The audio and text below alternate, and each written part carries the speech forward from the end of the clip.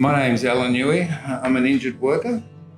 I run a company called Chat Safety, human side of safety, which is born from a workplace accident. And what we do is we try to prevent workplace accidents. It's an accident that shouldn't have happened. I went to work on September the 30th, 1999, and I didn't go home for over 5 to 6 weeks. I lost my arm in a conveyor. It was torn off. My chest was torn. I didn't even know the accident had happened.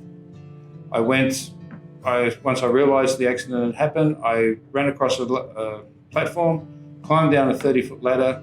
When my work colleague came out, the reaction in his eyes was just horrific. And the follow-on from my accident to family and friends is what I find worst of all. I went through 5 reattachments of my arm in hospital, the first operation taking 14 and a half hours before it didn't work. 5 reattachments. At the end of that, my family was told I might not even pull through. And they had to react to that. And they took me in for another operation, which ended up saving my life. I spent 5 weeks in hospital in total. I spent 2 weeks in ICU in an induced coma due to the fact that I couldn't move because of the damage in the body. I had to go to a critical care ward where they looked after me. And the sorry fact about all this is my partner, my beautiful wife, was sitting there day after day after day dealing with it. I wasn't, because I was out on all the drugs they'd been feeding me. Okay, I was out on everything. I was on everything. Morphine, antitryptamines, Mexatil, OxyContin, Effexor, Neurontins, you name it, nerve blocks. And I ended up getting hooked on all that material over a period of time. Once I was actually able to move, and they had to do all this work on me because my body had frozen and I couldn't move. I had to go, through all this process, and it was painful. With the actual accident itself, I felt no pain. No pain at all. It probably didn't kick in for 2 weeks. But then you have to go home. And eventually I did go home after 5 weeks or so, but I couldn't walk through that door because on one side of the door I'm safe, and that's at the hospital. On the other side of the door, I felt danger and I couldn't go through that door. But once I did get home, that's where it really hits you. My wife is going through hell. She's wondering what's going on. And it's constant people looking after me, but who's really looking after her? Nobody. It couldn't be me, because I was always out on the drugs. I was in pain. I was always reacting to everything. I was becoming a different person. The process itself of recovering took well over 2.5 years. I was in the work cover system for over 8 years. I had people telling me that I was no good for anything anymore. I was to get the disability pension, and that was 12 case managers. The 13th case manager made a difference, got me back on my own 2 feet in my own company. But in all that time, do you think I would react? I don't mind what I do now. Do you think I'd love to take back that 1.2 seconds in time, which caused my accident? Without a habit, I wish I could take it back. I wish I could take back all the pain and suffering my family went through. What I went through, and even my work colleagues, they went through hell with this accident, especially the ones that were on site that day. 1 minute you're standing there talking to them. You go up, you do a job, you're adjusting a conveyor. Next minute now, you're running down without an arm, yelling at the top of your voice, blood going everywhere. What do you think they saw? It's horrific. You don't want anybody to go through that, and you don't want your family to go through that. That's what important Health and Safety Day is. Health and Safety Day is we celebrate people that have got through it. We also want to prevent the next one. I can tell you now, there's not a day I don't wake up where I'm looking at my arm. Okay, I look at the arm, there's nothing there. Pull back the sleeve. There's a bolt out the end of it. My artificial limb hooks onto that bolt. How'd you like to have to set that up every single day? And then your partner lives through that every single day. Your family goes through it every single day. My accident was September 30, 1999, 7:35 in the morning. But that doesn't matter, that's just a number. 20 years later, I'm still having to deal with it. I've got more operations that will be down the track. I mean, way into double figures in operations. That's my family seeing me in hospital and reliving the accident again, and again. I wish I could take back that 1.2 seconds in time. One of the things that actually helped me get through my accident was the union. People were telling me I was no good. The union was telling me I was better than that. I could do something else. They got behind me and helped me find the right case manager, and that's where it's important to have the right team of people behind you. You don't want the doubters. You don't want the people that are saying you can't do anything, because you are better than that.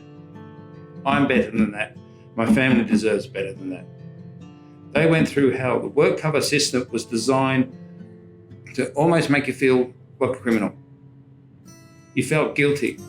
You didn't want to ask for anything, because I was a proud person. I love helping people, but I didn't want to ask people's help. Very simple. I did not want to ask for people's help.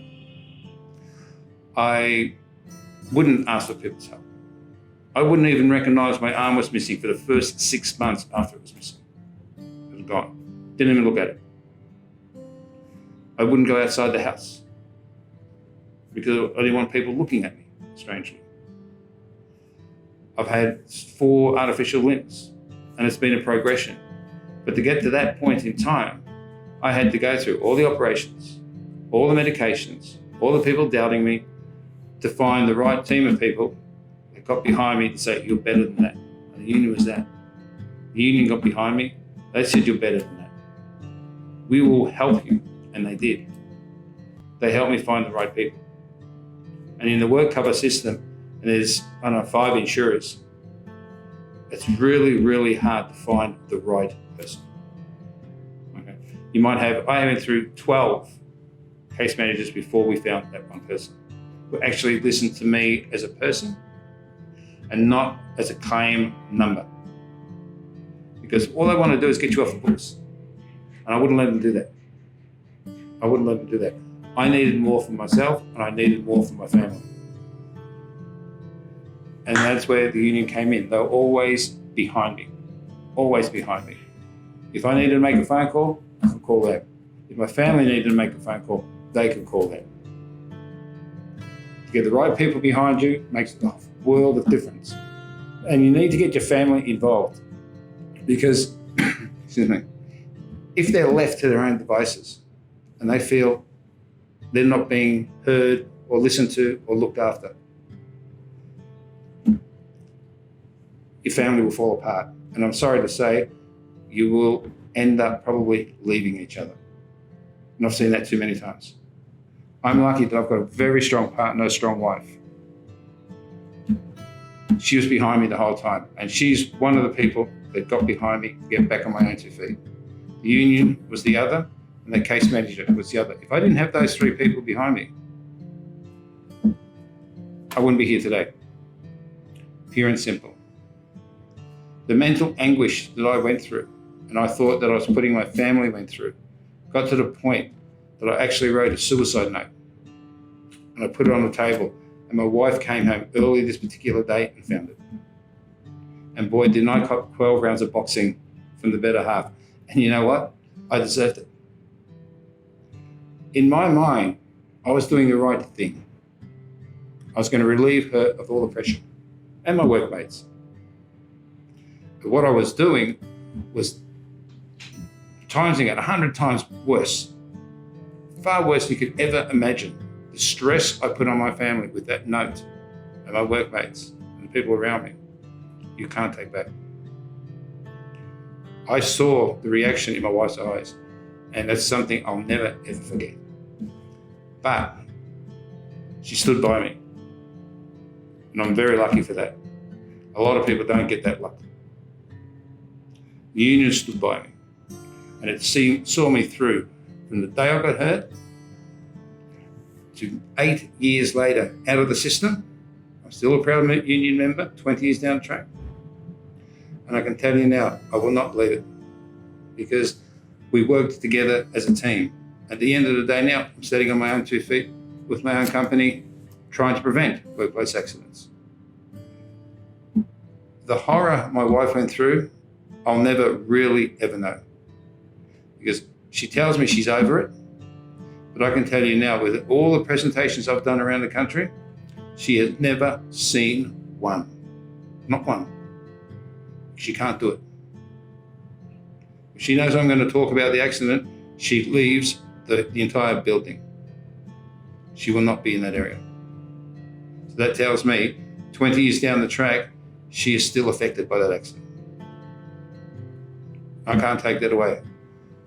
The accident I was doing that day, I was just adjusting a conveyor belt, like I'd done 4,500 times before. Bit of complacency. I was told the job was dangerous when I first started there, and to be careful. Well, you do it for so many years, 15 years, you do it so many times, complacency comes into it. Everybody wants to do the job, get it done quickly, move on to the next job.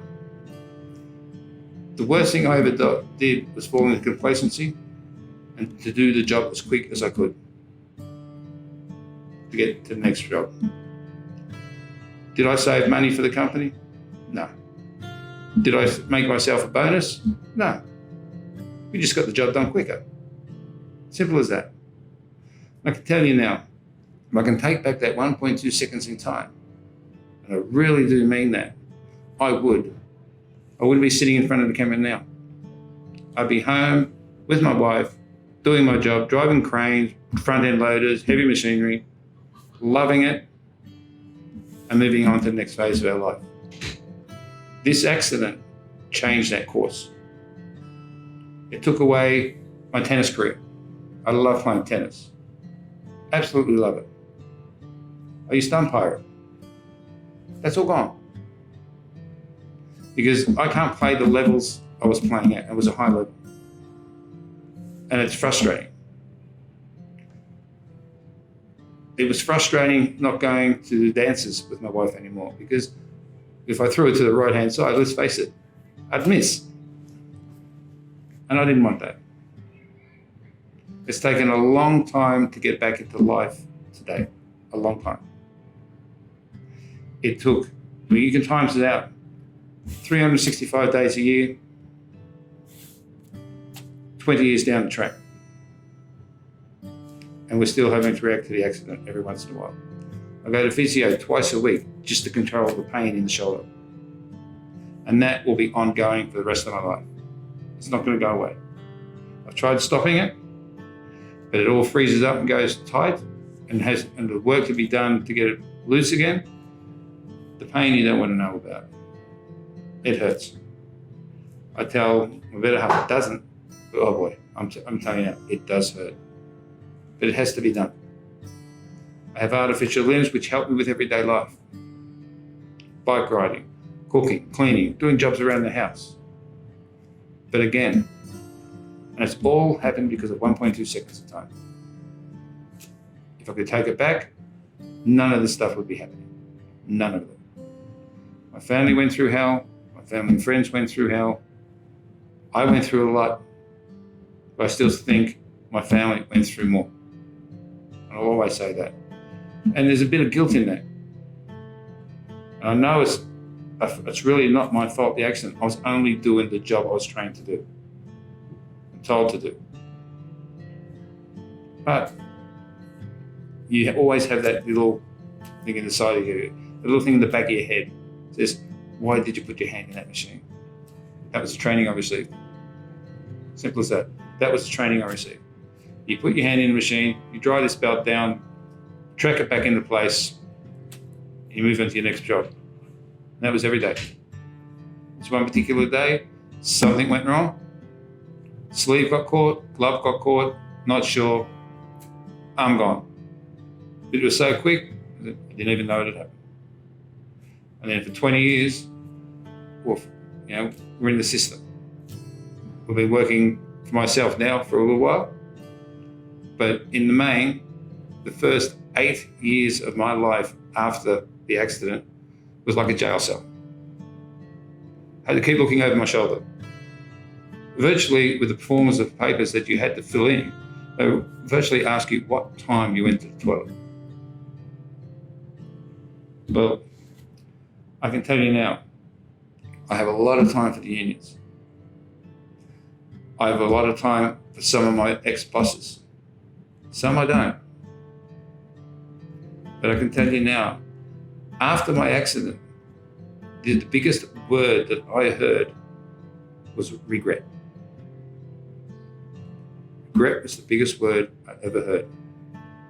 I regretted putting my hand in there, but I had bosses, managers, CEOs, board of directors, all wishing they'd done something differently beforehand. If one person did, my accident would not have happened. Simple as that. And so everybody is living with regret. And I don't want that for anyone. I don't want that for anybody's family. I know my wife, she does not want anybody's family to go through this. Anybody's family. Mother, father, daughters, sons, cousins, uncles, wife, husband. You're not just a wife, you're not just a husband, it's a family. And families break down because of workplace accidents, and it's not fair. We go to work to go home in one piece. Exactly the same way we went to work. Not better. Because all we're trying to do is feed the family, pay our bills, have a nice life together. You have a workplace accident, and that changes day one. That changes day one, because you're always looking what's around the corner. Why am I in this situation? Woe is me. What's happened? Why did I get into this place? How did I get into this place? And that you always ask those questions constantly and constantly. There's not really an answer. You're only doing what you wanted to do. But at the end of the day, we got through it with the help of my family, my beautiful wife, the union, and one case manager in particular. Again, if I hadn't got those people behind me, I don't think I'd be here today. Because as much as I tell people I was fine with the accident, mentally I wasn't. I was a wreck. I wasn't fine. And this is probably the first time I've actually admitted it on camera that I wasn't. I was not fine. I was mentally exhausted, mentally wasted, mentally on the floor. I could not even look my own wife in the eye because I couldn't hold her the way I wanted to hold her. I couldn't take her out the way, for the dancing and all that. We could go to a movie and things like that. There was other things we wanted to do. And I always felt inadequate because the arm was missing. And that took almost 15 years, you might as well say, of my life to get over that point. Just over 15 years. And I still have regrets. But you learn to live with them. I suffer with pain every single day. I don't take medication for my pain because it was medication that nearly killed me and my family at one stage. It actually got me hooked like a drug addiction. And I had to get off that. So please, I'd say this from the heart. Look after yourselves at work. Don't walk past something that you think is not safe. Do not walk past it and leave it to the next person. Because if you do, that next person could be hurt. And you're going to be the one living for the rest of your life with regret. Okay? You will live with regret. You might say, I'll pick that up tomorrow. What's wrong with taking a few minutes today to pick that item up? You don't want to live with regret. Regret is the biggest word after a workplace accident. It's huge. Doesn't sound huge, but it is. Because you live with that word for the rest of your life. You want to be proactive and prevent. Thanks very much. My name is Alan Newey and I run Chat Safety.